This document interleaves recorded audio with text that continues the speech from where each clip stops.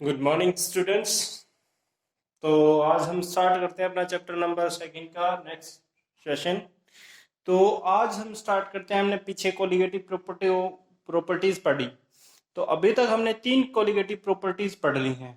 ठीक है, कौन सा? Relative lowering vapour pressure, elevation boiling point and depression in freezing point.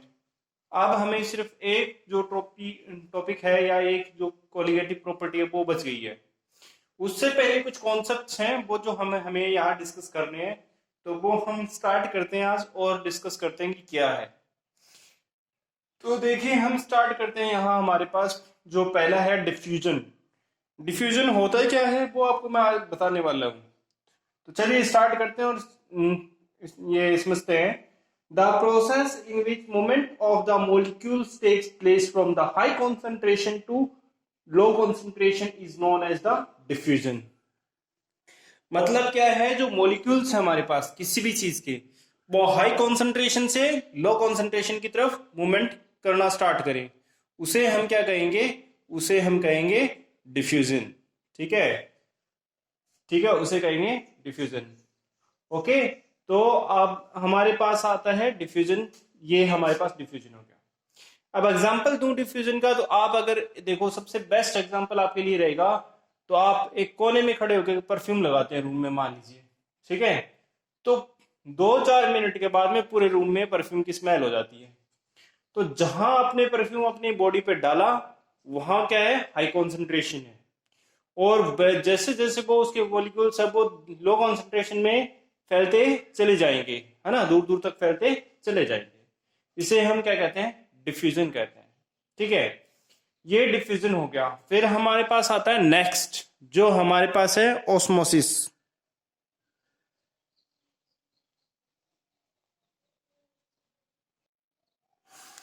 तो ऑस्मोसिस की बात करते हैं, तो यहां हमारे पास आता है osmosis, the process of passing of a solvent molecules from the solute of the low concentration the solution of the higher concentration through a semi-permeable membrane is called osmosis। मतलब डिफ्यूजन है, उसका उल्टा हम क्या कह सकते हैं? हमारे पास होगा ऑस्मोसिस। डिफ्यूजन होता है वो हाई कॉन्सेंट्रेशन से लो कॉन्सेंट्रेशन की तरफ फ्लो होता है, और ये जो ऑस्मोसिस है वो उल्टा होता है। ये क्या करेगा? लो कॉन्सेंट्रेशन से हाई कॉन्सेंट्रेशन की तरफ फ्लो होता है। लेकिन इसमें क्या होता है? एक सेमी परमेबल सेल होती है जो क्या करती है? सॉल्वेंट मॉलिक्यूल्स को तो अलाउ करती है पास होने के लिए, लेकिन सोल्यूट मॉलिक्यूल्स को पास होने के लिए नहीं जाने देती है। एग्जाम्पल के तौर पर आपके सामने मैंने एक जो है आपके सामने एक डायग्राम बना रखा है। तो ये हमारे पास एक, मान लो, एक कंटेनर है जिसमें हमने सॉल्वेंट वाटर भरा हुआ है, और ये जो हमारे पास एक फ्लास्क है जिसके अंदर एक सेमी परमेबल सेल लगी हुई है, ये ठीक है, या सेमी परमेबल मेम्ब्रेन लगी हुई है, इसके अंदर हमने शुगर सॉल्यूशन डाला हुआ है। तो ये सेमी परमेबल सेल है या मेम्ब्रेन है, वो क्या करेगी? सॉल्वेंट मॉलिक्यूल्स को इसके अंदर घुसने तो देती है, लेकिन शुगर सॉल्यूशन को इसके बाहर निकलने नहीं देती है। ठीक है, तो इसका बेसिकली यहां ये पता चल रहा है कि ये ऑस्मोसिस है, एक प्रेशर ऐसा जो सॉल्वेंट मॉलिक्यूल्स को तो क्या कहलाएगा, क्या क्या करेगा? सॉल्वेंट मॉलिक्यूल्स को तो जाने देगा, मतलब अंदर से पास होने देता है, लेकिन सॉल्वेंट मॉलिक्यूल्स को पास होने नहीं देता है, जिसे हम ऑस्मोसिस के नाम से जानते हैं।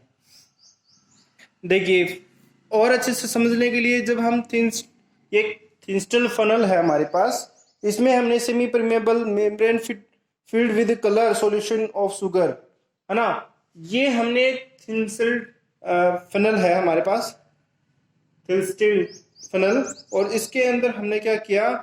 कलर सॉल्यूशन, शुगर सॉल्यूशन या कलर सॉल्यूशन या शुगर सॉल्यूशन हमने इसमें डाल दिया, और एक पानी से भरे कंटेनर के अंदर इसको रख दिया है।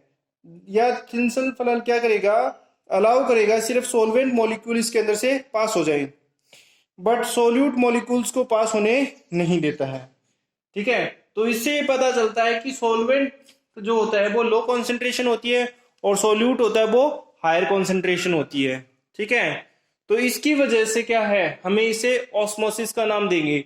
तो हमारे पास ये जो ऊपर लिखी हुई है, लिखा हुआ है the process of passing of solvent molecules from the solution of a lower concentration to solution of the higher concentration through a semi permeable cell is called osmosis। ठीक है। अब सेमी परमेबल मेम्ब्रेन है वो क्या है, वो किससे बनी होती है? केमिकल सब्सटेंस होते हैं, जैसे फिनोल हो गया, पोटेशियम फेरोसाइनाइड हो गया।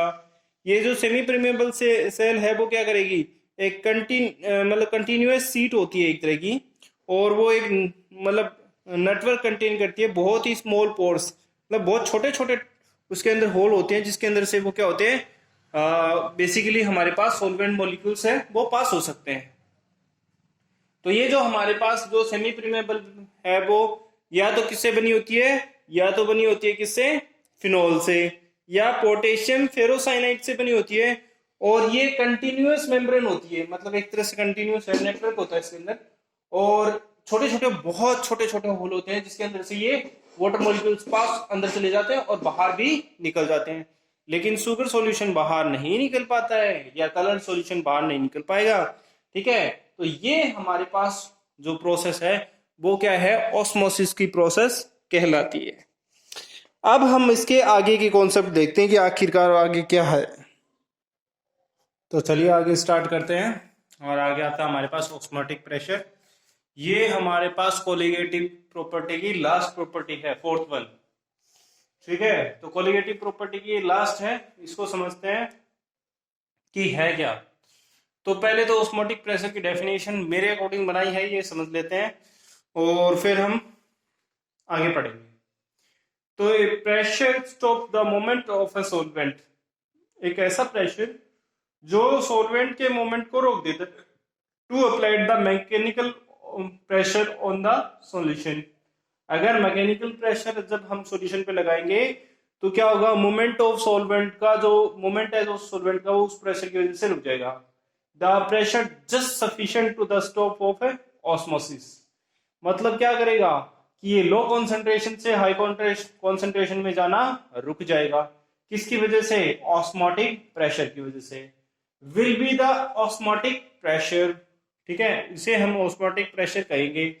ठीक है, इट इज डिनोटेड बाय